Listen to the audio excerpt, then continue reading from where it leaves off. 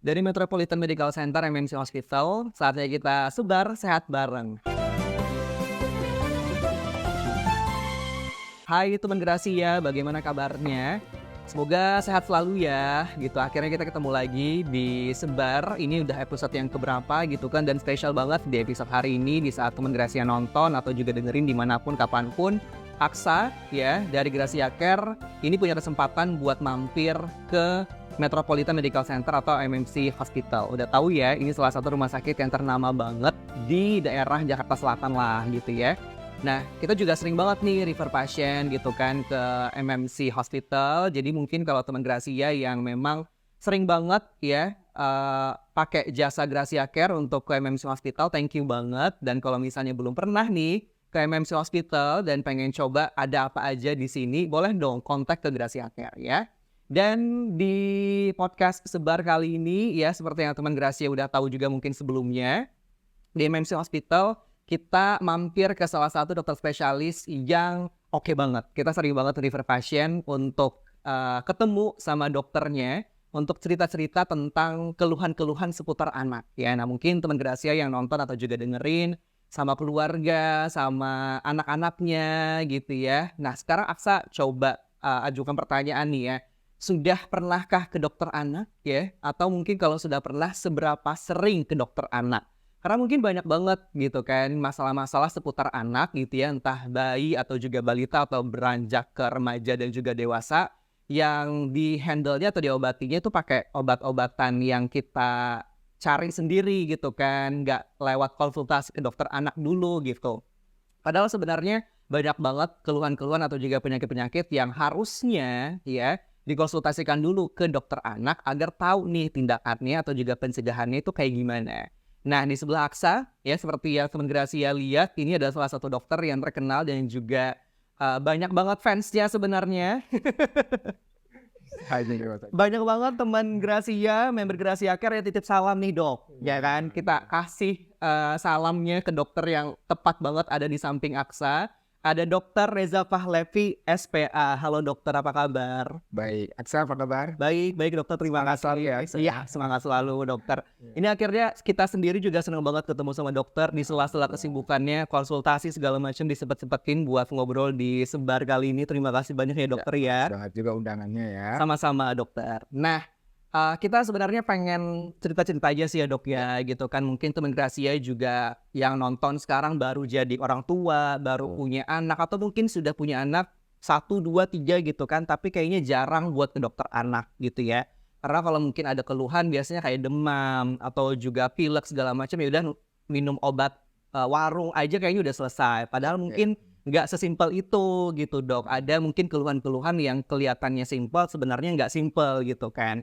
Nah, jadi kita pengen tahu nih cerita pengalaman dari Dokter Reza gitu ya selama praktik di MMC Hospital juga tuh kayak gimana, menangani keluhan-keluhan kayak gimana aja selama praktik di sini. Ya boleh ya dok ya? Boleh, jadi santai-santai aja Yap, gitu ya. santai aja kita. Oke, Ya. silahkan. Oke, nah Dokter Reza Fahlevi di MMC Hospital sudah berapa lama dok? Kurang lebih 3 tahun. Jadi 3 sejak tahun. saya lulus dokter spesialis anak itu langsung prakteknya di rumah sakit MMC. Oke, udah 3 tahun, ya berarti udah lumayan sering ketemu pasien, anak-anak selalu atau orang tua yang juga belum punya anak juga sering?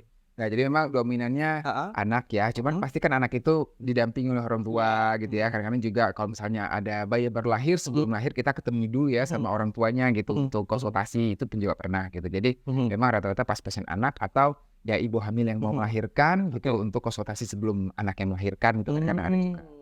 Oke. Nah, Aksa penasaran nih, mungkin teman Gracia juga penasaran gitu ya. Jujur kan sebagai orang yang juga belum nikah ya dok ya, belum punya anak juga ya kan. Saya penasaran nih, keluhan apa gitu ya sering banget dikonsultasikan setiap kali ke dokter anak. Ya.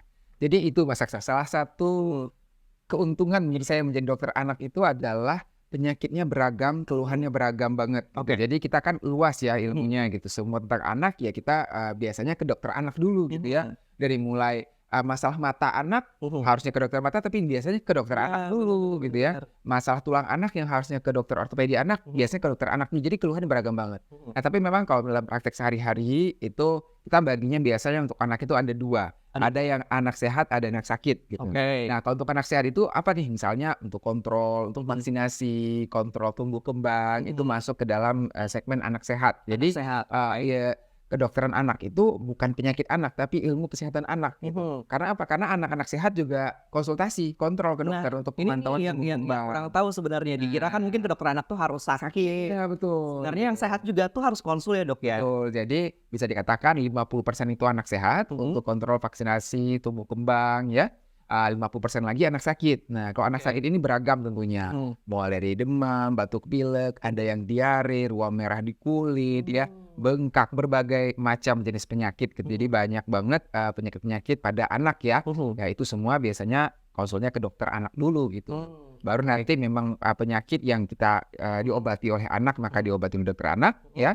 Tapi nanti tentunya ada beberapa kondisi-kondisi tadi ya, misalnya perlu ke telinga anak, kita refer ke dokter THT gitu.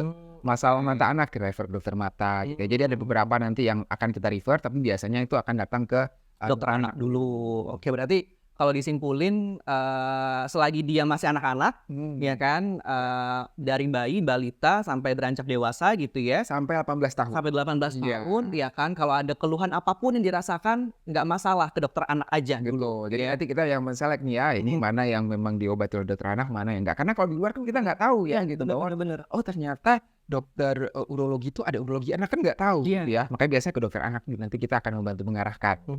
Tapi 80% itu kita yang menangani sendiri, 20% biasanya yang kita perlu rujuk ke dokter-dokter lain terkait dengan kondisi anak. Oke. Nah berarti selama 3 tahun ini, baik itu anak sehat maupun juga anak yang sakit ya, terutama sih anak yang sakit ya dok ya, yang paling sering dikeluhkan dan dikonsultasikan ke dokter itu penyakit apa? Demam, batuk pilek, diare muntah itu paling sering. Batuk pilek, diare muntah. Jadi saluran cerna, saluran nafas, sama demam itu paling sering sih. Paling sering ya, apapun musimnya. Itu 3 penyakit yang sama satu lagi Pak ya. Biasanya masalah makan pada anak juga sering. Ya, jadi anak yang nggak mau makan, tutup mulut, berat badannya nggak naik. Nah itu juga cukup sering. Oke. Ini juga kayaknya yang tadi disebutkan sama Dokter Reza, penyakit-penyakit yang harian atau mungkin juga ya bakal kita temuin setiap saat ya, Teman Gracia ya kan, di saat anak-anak kita lagi nggak terlalu semangat buat sekolah atau apapun itu, ternyata dicek demam, atau mungkin juga pilek segala macam ya. Bahkan penyakit-penyakit yang seperti itu sering banget ya dok ya, konsultasikan ya. Sering banget. Dikatakan kayak ya sehari-hari gitu ya, sehari-hari penyakitnya memang penyakit ya itu gitu. Kadang-kadang juga ada penyakit-penyakit yang kompleks, penyakit-penyakit jarang itu ada gitu. Tapi yang paling sering adalah penyakit tadi. Oke. Nah dari dulu gitu ya dibandingkan sama ya beberapa tahun yang lalu lah, 10 atau 20 tahun yang lalu, terus sekarang kan perkembangan tentang penyakit ya, apalagi penyakit anak tuh banyak sekali ya dok ya, mungkin ada muncul penyakit-penyakit baru ya kan. Nah mungkin dari Dokter Reza sendiri, jika dibandingkan dan ditarik ke belakang ya antara dulu sama sekarang, perkembangan penyakit anak itu kayak gimana dok? Oke, jadi kalau kita lihat di sini ya, kalau dari dulu ke sekarang mungkin angka penyakit infeksi nggak terlalu banyak lagi dibandingkan dulu ya. Kalau misalnya mungkin berkaca berapa puluh tahun yang lalu, angka infeksi tinggi sekali. Tapi sekarang dengan seiring higienitas masyarakat, dia lebih aware terhadap makanan, kebersihan dan lain, penyakit infeksi udah mulai menurun. Good news berarti ya? Itu good newsnya gitu ya. Nah tapi di samping itu ternyata banyak juga penyakit lain yang mungkin dulu udah ada, tapi mungkin kurang aware gitu orang tuanya gitu. Sekarang lebih aware gitu ya. Jadi sekarang banyak penyakit-penyakit yang kita katakan sebagai non-communicable disease ya, penyakit yang tidak menular gitu ya. Misalnya apa? Misalnya penyakit DM, penyakit gangguan ginjal kronik gitu ya, yang dulu mungkin diabaikan tapi sekarang udah banyak juga ya.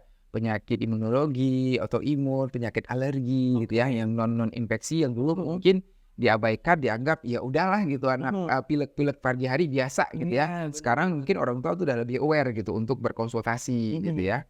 Nah juga mungkin sekarang dengan era sosmed juga ya, banyak informasi-informasi tentunya gitu. Nah tentunya juga masalah tumbuh kembang anak. Nah ini banyak orang tua yang udah lebih aware. Kalau dulu mungkin anaknya belum bisa ngomong usia 2 tahun kayak ya udahlah nanti juga bisa gitu ya. Sekarang orang tua udah ngeliat di sosmed, oh ternyata nih harusnya milestone-nya nih udah bisa ngomong kalimat, kok masih ngomong satu kata ya gitu. Pada datang gitu.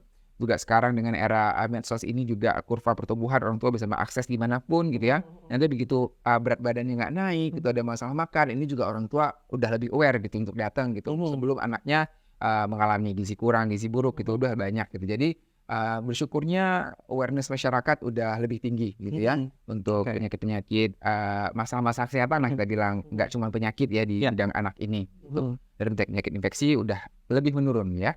Itu juga memang faktor imunisasi atau vaksinasi juga berperan ya. Dulu kan sebelum angka vaksinasi kita bagus, banyak banget penyakit-penyakit yang menular, penyakit-penyakit yang bisa berakibat fatal ya. TBC, kemudian penyakit difteri, tetanus dan lain. Kalau sekarang kan itu udah mulai berkurang dibandingkan dengan penyakit-penyakit non infeksi. Oke, ya berarti sebenarnya semakin kesini semakin banyak yang aware ya kan, walaupun mungkin aware-nya itu kayak semacam takut-takut segala macam, tapi takutnya bagus dalam artian berani buat konsul ya Dok ya, mending takut and then konsul daripada takut terus kayak pakai cara sendiri buat ngelatih diagnosis gitu kan. Bener. Oke, nah ini note banget ya teman Gracia ya kan, jadi ibaratnya kayak sekarang kita ngelihat anak-anak nggak harus yang udah punya anak ya, mungkin keponakannya kah gitu kan, atau juga tetangga segala macam gitu yang ngelihat kayak ini kok agak beda nih misalnya gitu kan dibandingkan sama anak-anak yang lainnya. It's okay. Termasuk perilaku gitu. Termasuk perilaku yang juga. yang ADHD ya. Perilakunya agak berbeda. Kalau dulu mungkin biarin aja, kalau sekarang orang tua bagus banget sih udah lebih aware terhadap hal tersebut. Termasuk juga kayak perilaku traumatik kayak bullying segala macam gitu Dok? Iya betul ya, itu juga pernah ada beberapa kasus gitu ya. Ini juga orang tua udah lebih aware gitu kalau anaknya ada problem di sekolah, gitu udah mulai konsultasi gitu ya. Nah itu juga ada beberapa kasus. Berarti kalau bisa dibilang gitu ya, perbedaan pola asuh anak yang sekarang dari orang tua ya dibandingkan dengan pola asuh orang tua yang dulu, bisa Aksa katakan membaik. Ya bisa dikatakan gini ya sebenarnya.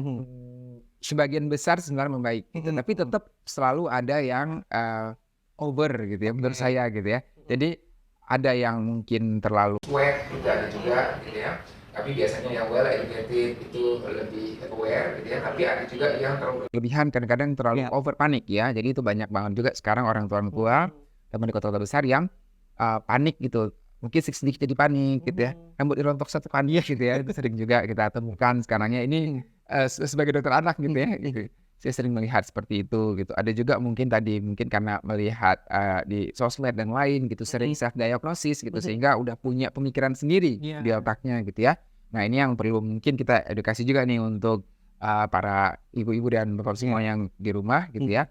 Jangan terlalu over diagnosis juga, jangan terlalu over panik gitu. Lebih baik memang seperti yang Mas Aksa bilang tadi, kita konsul dulu gitu kan. Dengan konsul kita kan tahu nih sebenarnya ini apakah masih masuk range normal atau tidak gitu ya.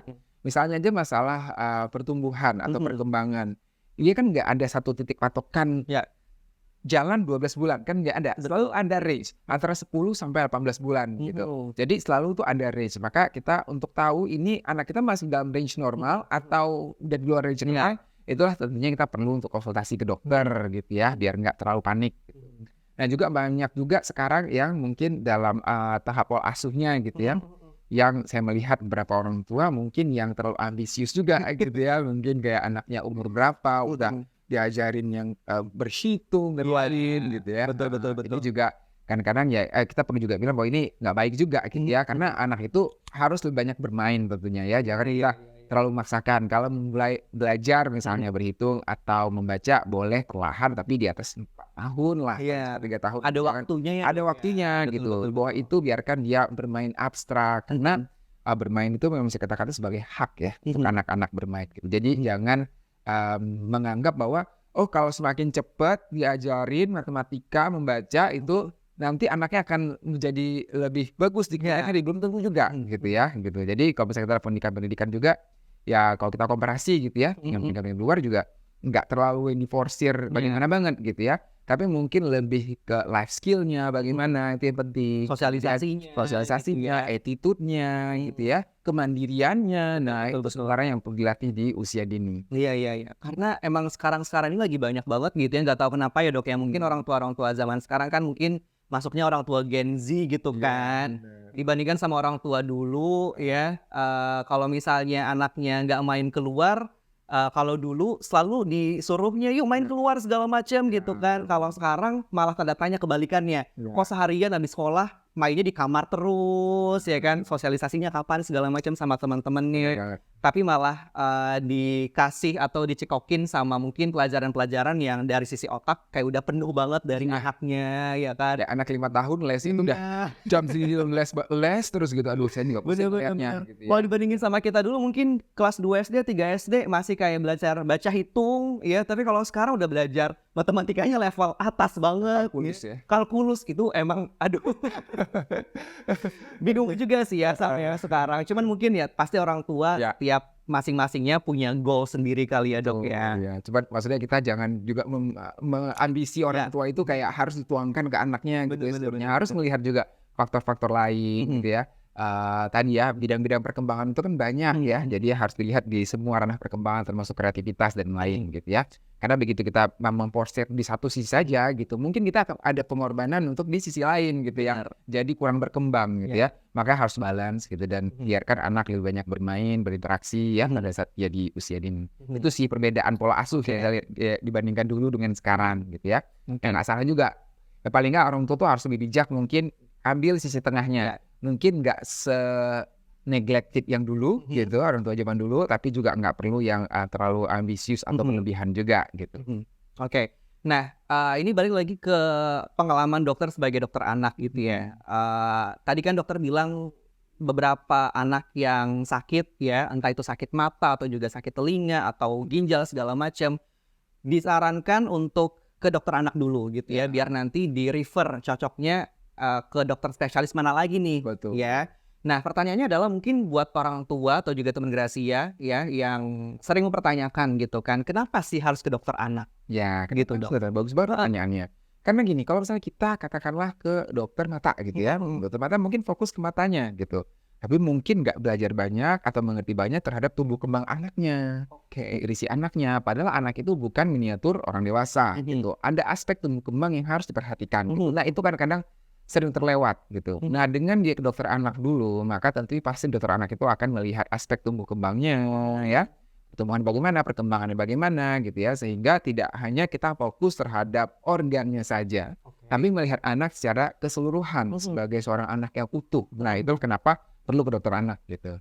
Karena berapa kali saya misalnya menemui pasien anak gitu ya yang mau katakanlah operasi mata misalnya gitu ya. Nah beruntung kalau misalnya dia ke dokter anak, kita lihat oh ternyata vaksinasinya udah banyak lewat nih. Mungkin sebelum-sebelumnya fokus pengobatan matanya gitu ya, vaksin terlewat ya, kita lengkapi lagi gitu ya.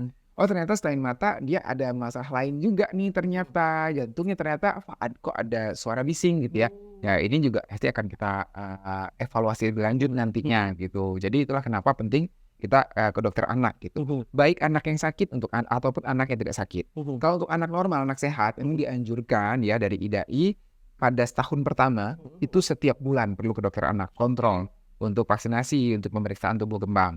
Di atas tahun sampai 2 tahun per 3 bulan ya. Kemudian di atas itu 2 tahun sampai 6 tahun per 6 bulan dan di atas 6 tahun sampai 15 tahun per tahun ya. Kenapa di awal-awal itu lebih perlu sering? Karena memang ya golden period atau kita katakan sebagai masa emas ya untuk pertumbuhan dan perkembangan anak itu adalah 1000 hari pertama kehidupan. Mulai dari dalam kandungan sampai anak usia 2 tahun. Di situ pertumbuhan dan perkembangan pesat banget. Pertumbuhan otak bisa 70 sampai 80%. Makanya di 2 tahun pertama fase kritikal itu memang harus lebih sering kontrol ke dokter anak. Agar apa? Kalau misalnya kita temukan di tengah jalan di 6 bulan ternyata berat badannya stagnan gitu ya. Kita harus melakukan sesuatu nih gitu. Jangan kita biarkan saja. Karena kalau kita biarkan saja nanti kita melewati masa golden period maka akan susah untuk catch up-nya. Tapi kalau kita deteksi lebih dini di golden period tersebut, kita lakukan intervensi dini, maka kemungkinan dia catch up ke perkembangan seharusnya atau pertumbuhan seharusnya itu akan lebih cepat dan lebih baik. Dan tentunya pertumbuhan otaknya juga akan kita jaga agar nanti ke depannya dia tetap menjadi ya insan yang cerdas, yang prima ya, dan menjadi sumber daya manusia yang baik. Itu yang sangat kita jaga. Termasuk terhindar dari stunting dan lain itu semua kan kita deteksi dengan kontrol rutin. Salah satunya adalah ke dokter anak. Oke. Nah ini juga notes buat saya pribadi juga ya teman-teman. Saya semoga juga dapat notes juga buat yang nonton atau yang dengar ya. Kalau ke dokter anak itu ya tadi seperti yang dokter Reza tadi bilang gitu kan, apapun kayak keluhannya mau mata, mau jantung atau apapun itu di organ-organ tubuh dari si anak, tetap kalau bisa konsultasikan dulu ke dokter anak gitu ya, biar bisa tahu nih secara the whole body-nya Iya, si betul. anak itu tuh, ada apa gitu kan. Jadi nggak yang self diagnose juga ya Dok ya, Betul. terus juga mungkin kalau kita langsung ke dokter, spesialis yang lain belum tentu juga tepat ya Dok ya. Betul juga tepat. Heeh, jadi ada baiknya langkah pertamanya kalau berkaitan sama anak ya, tadi maksimal usia 18 tahun 12 tahun, bener. ya Dok ya, bisa konsultasikan dulu ke dokter anak ya. Nah, tadi kan dokter bilang ya di usia-usia golden period ya, disarankan untuk sering nih ke dokter anak ya.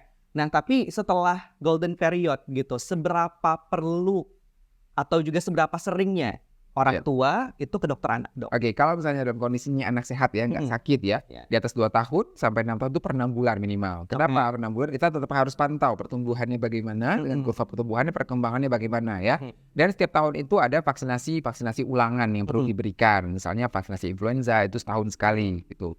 Nah, kemudian kritikal lagi itu adalah pada usia remaja sebenarnya. Karena pada usia remaja itu kadang-kadang anak itu udah mulai punya pemikiran sendiri, udah mulai punya kawan-kawan sendiri gitu ya. Jadi di situ kadang-kadang perlu juga ya ke dokter anak untuk lebih edukasi. Karena kadang-kadang kalau dibilangin sama orang tuanya, anaknya nggak percaya gitu atau nggak mau denger gitu ya. Betul. Perlu dari dokternya yang ngomong bahwa kamu tuh nggak boleh merokok, kamu tuh nggak boleh begadang malam hari, kamu harus jaga makan, harus olahraga. Mungkin perlu dari dokternya gitu yang ngomong gitu ya. Makanya dianjurkan di atas usia 6 tahun tetap setahun sekali minimal ke dokter gitu untuk melihat tumbuh kembang dan juga untuk melengkapi vaksinasi. Di remaja juga ada vaksinasi seperti vaksin HPV ya untuk mencegah kanker serviks itu diberikan pada usia remaja. Vaksin demam berdarah itu juga diberikan untuk anak usia 6 tahun ke atas gitu ya. Nah jadi tetap harus kontrol ke dokter anak secara teratur. Oke, berarti nggak ada salahnya mau sehat ataupun juga dalam kondisi yang mengkhawatirkan, konsultasikan aja gitu ya? Kalau ada keluhan kan pasti segera mungkin kita untuk konsultasi. Tapi ini kalau nggak ada keluhan maka minimal setahun sekali Minimal setahun sekali ya. konsultasi. Karena kadang mungkin ada beberapa penyakit-penyakit yang, gejalanya tuh nggak muncul ya Dok ya? Itu Ya munculnya kan? mungkin pada usia remaja bisa Betul. jadi gitu. Ada juga beberapa penyakit yang muncul usia remaja. Jadi kalau bisa dari dini datang ke dokter anak ya, jadi bisa diantisipasi atau juga dicegah ya Dok ya, biar nggak berkembang mungkin penyakitnya, atau juga bisa dikasih, pengobatan yang lebih serius lagi gitu kan. Jadi menghindari, kekhawatiran yang Ya, berlebih untuk masa depan betul. gitu. Oke, nah, ini mungkin juga edukasi ya Dok ya buat parent, seperti teman Gracia atau juga Metro Friends yang nonton atau juga denger, podcast, Sebar kali ini ya. Kadang kan kayak tadi penyakit demam atau juga pilek atau apapun itu ya Dok ya, gitu kan penyakit sehari-hari yang dialami oleh anak-anak ya. Sebelum ke dokter anak, apa yang orang tua harus lakukan dulu gitu? Oke, jadi kalau misalnya anak sakit demam dan lain, maka pastikan dulu ya asupan nutrisinya bagus ya. Minum yang cukup karena untuk mencegah dehidrasi, makan yang cukup. Kalau dia makannya itu kurang banyak, kita bisa melakukan small frequent feeding. Jadi sedikit-sedikit tapi lebih sering ya. Kemudian langkah-langkah pertolongan awal, misalnya anak dikompres, itu juga baik ya, oke gitu ya. Kemudian mungkin istirahat yang cukup, nah itu penting gitu. Nah, memang kondisi-kondisi ringan mungkin belum tentu langsung perlu ke dokter gitu. Tapi pada kondisi-kondisi yang berat, misalnya demam udah lebih dari 39 derajat, apalagi anaknya ada kejang, ada sesak nafas misalnya, makan minumnya kurang ya. Pada kondisi-kondisi itu memang perlu segera kita bawa ke dokter untuk dilihat penyakitnya apa. Karena itu kan hanya gejala, misalnya demam itu gejala. Tapi demam itu bisa disebabkan oleh ratusan penyakit gitu ya. Jadi kita harus tahu penyebabnya apa. Bakteri, virus, di organ mana yang terkena, itu semua harus cari. Dan untuk tahu itu ya kita perlu ke dokter ya. Kalau anak ya dalam hal ini dokter anak gitu. Ya, tapi mungkin untuk tata laksana awal seperti pengobatan demam ataupun nutrisinya itu tetap harus penting diperhatikan oleh orang tua. Oke, kayak mungkin sekarang juga, lagi masa-masanya seperti polusi ya Dok Betul, ya. heeh. Kadang juga sering banget tuh ya teman Gracia atau juga Metro Friends yang datang atau berobat ke MMC Hospital ya lewat Gracia Care itu dengan keluhan ISPA gitu Dok ya. Walaupun memang sampai sekarang gitu ya kabarnya polusi udah sedikit berkurang, Ya. cuman ya tetap ya ada kekhawatiran gitu kan di area Jakarta ataupun daerah-daerah lainnya ya. Nah mungkin untuk penyakit-penyakit musiman seperti ini ya Dok ya, polusi atau apapun itu, ada trik atau juga cara khusus nggak yang bisa dilakukan oleh parents gitu? Ya, ini memang anak-anak itu kadang-kadang sulitnya ya kita untuk dia kan suka bermain, berinteraksi dengan teman-temannya gitu ya. Mungkin di rumah kita udah jaga, tapi di sekolah mungkin kita nggak tahu bagaimana perilakunya dia main sama teman-temannya, makan bareng dan lainnya. Jadi tentunya koordinasi dengan guru di sekolah juga penting ya. Kita anjurkan anak kalau untuk di luar ruangan, apalagi dengan kondisi padat kendaraan ya, udaranya kualitasnya nggak baik, maka tetap menggunakan masker walaupun nggak zamannya COVID lagi gitu ya. Kemudian kalau misalnya ada temennya atau anggota keluarga yang sedang mengalami batuk pilek atau gejala seperti gejala ISPA ya, itu juga harus kita hindari kontaknya, jangan terlalu dekat gitu ya. Vaksinasi juga harus dilengkapi ya untuk mencegah penyakit-penyakit saluran nafas yang bisa dicegah oleh vaksinasi. Nutrisi harus cukup, istirahat harus cukup, minum juga harus cukup ya. Itu faktor-faktor yang perlu kita perhatikan termasuk olahraga juga gitu. Nah, cuman kalau misalnya ternyata memang kena juga, ya boleh buat kita konsultasi ke dokter gitu ya, untuk nanti kita evaluasi penyebabnya apa gitu. Karena kadang-kadang kita sering juga menemukan pasien tersebut yang sering bolak-balik batuk pilek misalnya, ternyata ada faktor alerginya juga gitu. Nah, ini kan terdeteksi nanti melalui dokter gitu ya, dari anamnesis, dari pemeriksaan, nanti baru ketahuan oh ternyata ada alergi juga gitu yang menyebabkan dia sering banget lebih gampang gitu untuk mengalami batuk pilek tadi misalnya. Itu bisa kita deteksi nanti. Konsultasi. Nah, ini mungkin pertanyaan yang juga sering banget ditanyakan gitu ya dok oleh teman Gracia dan juga Metro Friends ya kan. Tadi kan udah tahu ya alasannya kenapa nih harus ke dokter anak. Ya tadi Dokter Reza udah nyebutin beberapa alasannya gitu kan, pentingnya atau perlunya ke dokter anak. Sekarang untuk Dokter Reza sendiri gitu ya, tadi dengan pengalaman 3 tahun udah di MEMS Hospital ya. Apa yang dilakukan Dokter Reza nih biasanya pada saat ada pasien anak datang ke sini biar dia merasa aman, nyaman? Karena kan anak-anak biasanya pasti takut ya dok ya. Benar. Dia kan takut gitu, buat cerita ya kan, dokter nih segala macem, nanti disuntik lah apalah gitu kan, ada ketakutan dari sisi anak. Nah, apa yang dilakukan Dokter Reza agar si anak itu nyaman, aman buat cerita gitu? Oke. Jadi review lagi gitu ya, lagi setelah saya menjadi dokter anak gitu ya, ternyata memang personality saya cocok gitu ya. Kenapa? Karena saya memang ada sifat kekanak-kanakannya juga gitu. Saya juga punya anak gitu ya, sering main sama anak gitu, gila-gila bareng. Wah, ini gitu bad news nih dok. Kalau udah punya anak bad news sebenarnya, karena banyak yang ngira masih belum punya anak dok. Jadi saya berusaha untuk masuk ke dunia anak. Itu dia ya. Jadi berusaha masuk ke dunia anak, artinya kita menciptakan ruangan yang friendly, kemudian juga ada mainan-mainan misalnya ya. Kemudian ada hadiah-hadiah kecil, mungkin nggak seberapa, tapi sebenarnya itu juga membuat anak lebih seneng gitu ya. Misalnya saya suka kasih stiker gitu ya, tuh banyak pasien yang kayak datang, waduh nunggu gitu ya, dapat stiker apa lagi nih hari ini gitu ya. Saya juga pasti searching gitu ya, suka hunting stiker gitu untuk pasien saya gitu ya. Kemudian kalau misalnya ketemu pasien pertama ya kita harus benar-benar bonding dulu gitu ya, memperkenalkan diri untuk anak tersebut, salam kenal, kemudian ceria gitu ya. Tapi mungkin ya balik lagi, mungkin karena personality saya juga yang seperti itu gitu ya, mungkin cocok gitu ya. Juga sama orang tuanya, bonding sama orang tuanya, komunikasi sama orang tuanya gitu ya. Itu sebenarnya menurut saya hal-hal yang penting agar anaknya nyaman, orang tuanya juga nyaman gitu. Tapi tentunya pasti nggak akan semulus yang kayak saya ceritakan. Pasti ada beberapa kasus yang mungkin anaknya itu nggak mau banget gitu ya. Nah, tapi ada beberapa kasus juga yang awalnya nggak mau banget gitu. Lama-lama akhirnya lambat panasnya gitu ya. Lama-lama akhirnya akrab dan mau, itu ada juga gitu ya. Ada juga yang dari awal udah akrab, ada yang butuh waktu lebih karena tentunya masing-masing anak punya personality yang berbeda-beda ya. Anak kita aja kalau misalnya kita punya anak 2, cara didik yang sama, outcome-nya bisa berbeda karena personality-nya berbeda gitu ya. Begitu juga dengan pasien. Saya juga memahami bahwa setiap anak itu memiliki karakternya masing-masing. Jadi nggak bisa dipaksakan ya.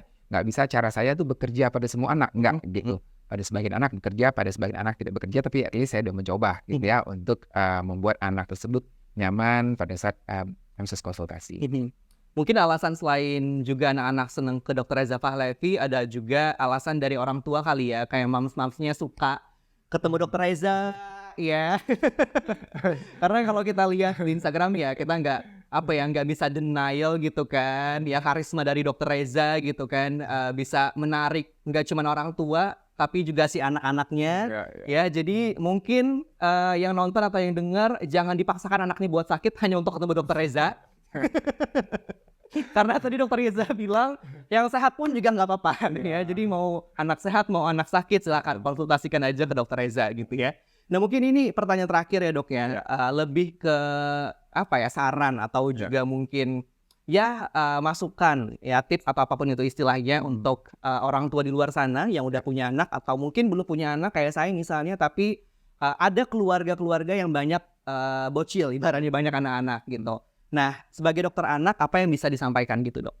Oke, yang penting adalah yang pertama, anak itu tadi bukan miniatur orang dewasa, jadi kita harus memperhatikan aspek tumbuh kembang pada anak itu paling penting gitu ya. Dan kesehatan juga tidak hanya kesehatan fisik tapi juga mental gitu ya. Jadi kita harus suportif untuk anak kita, memberikan dukungan, cinta kasih, itu juga penting gitu. Jadi kadang-kadang banyak mikir nutrisi, stimulasi dan lain ya, tapi lupa bahwa anak itu manusia, dia punya perasaan dan lain, jadi aspek dukungan emosional juga penting ya untuk memperhatikan untuk anak kita. Itu sih yang paling penting. Oke, nah di MMC Hospital Dr. Reza Pahlavi praktik di hari apa dan jam berapa aja dok? Setiap hari saya kedatang. Oke, setiap hari. Ada sekian. Tapi untuk prakteknya saya di Senin, Rabu, sore jam 17 sampai jam 19 dan hari Sabtu itu ada jam 13 sampai jam 16. Oke. Tapi kalau pas rawat inap saya setiap hari visit. Oh, oke, baik-baik. Tapi untuk consultation-nya atau konsultasinya tadi Senin, Rabu, Sama sama Sabtu. Nah, tapi sekarang udah ada teknologi telemedicine juga. Jadi ada beberapa pasien saya yang di sini kemudian harus pindah keluar kota. Mereka masih melakukan telemedicine rutin gitu, itu ada juga. Jadi kalau misalnya ternyata di luar kota bisa juga nih dengan telemedicine. Iyalah, nggak mungkin bisa melepas Dokter Reza, mah saya yakin. Jadi even online consultation itu pasti dibela-belain dok. Iya, mudah-mudahan. Oke, terima kasih banyak Dokter Reza Pahlavi SPA ya untuk edukasinya. Walaupun saya atau juga yang nonton belum punya anak, it's okay, nggak apa-apa gitu kan. Cuma maksudnya ini jadi edukasi buat nanti someday kita punya anak ya, atau juga di keluarga kita banyak anak-anak kecil ya kan. Jadi kita bisa balik lagi nih edukasi ke mereka apa-apa aja yang harus kita lakukan dan seberapa perlunya kita ke dokter anak ya, itu perlu banget. Tadi Dokter Reza udah sampaikan ya, mau itu anak sehat, apalagi mungkin yang udah punya keluhan ya kan, atau gejala-gejala sakit, itu malah lebih emergency lagi deh untuk dibawa atau dikonsultasikan ke dokter anak gitu ya. Sama satu lagi. Apa tuh dok? Satu lagi, target saya juga yang nonton nih, beberapa pasien saya tuh udah ngomong, aku pengen loh jadi dokter anak nanti. Gitu. Jadi mungkin kalau untuk yang nonton misalnya mahasiswa atau mungkin anak-anak SMP, SMA gitu ya, mudah-mudahan bisa menjadi inspirasi juga pada pengen jadi dokter anak nanti. Oke, semoga ya. Karena kalau dibayangin gitu kan, kita ketemu sama anak-anak ya, ceria terus tiap hari ya, anak-anaknya juga pasti mereka yang memang ceria ya dok ya. Jadi kita ke bawah juga suasananya ceria segala macam ya kan. Oke, yang pasti sukses selalu Dokter Reza. Terima kasih banyak. Ya, terima kasih banyak ya. Juga ya. Sama-sama, semoga nanti ke depannya kita bisa banyak support Dokter Reza lagi untuk refer pasien dan juga MMC Hospital tentunya, baik itu dokter anak atau juga dokter-dokter spesialis lainnya juga ya. Yang jelas buat teman Gracia atau juga Metro Friends ya, kalau misal podcast ini ngerasa kayak aduh pengen langsung kontrol dan ke Dokter Reza Pahlavi, it's okay, kontak aja Gracia Care. Nanti kita yang akan bantu asistensi teman Gracia untuk daftarkan jadwal konsultasinya ke Dokter Reza Pahlavi. Atau juga kalau misal perlu rawat inap atau juga medical check up di MMC Hospital, telepon aja atau WhatsApp aja ke nomor hotline Gracia Care. Jadi nanti kita akan bantu semaksimal mungkin, senyaman mungkin agar teman Gracia bisa mendapatkan layanan yang eksklusif dan juga VIP lah ibaratnya ke MMC Hospital dan juga ketemu dengan Dokter Reza Pahlavi SPA ya. Once more, terima kasih banyak dokter. Lagi di lain kesempatan ya. Oke, dan teman Gracia jangan lupa ya tetap terus nonton dan jangan lupa untuk subscribe, share dan juga dibagikan atau juga di like ya podcastnya Gracia Care sebar di YouTube dan juga di Spotify Gracia Care. And don't forget to always ingat selalu ya, Gracia Care, your medical assistance. Bye. Bye.